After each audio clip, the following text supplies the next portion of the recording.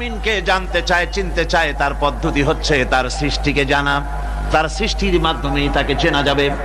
আল্লাহ পাক বলেন, আল্লাযীনা ইয়াযকুরুনাল্লাহা কিয়ামান ওয়া কুউদান ওয়া আলা জুনুবিহিম ওয়া ইয়াতাফাক্কারুনা ফী খালকিস সামাওয়াতি ওয়াল আরদ রব্বানা মা খালাকতা হাযা বাতিলা সুবহানাকা ফাকিনা আযাবান নার।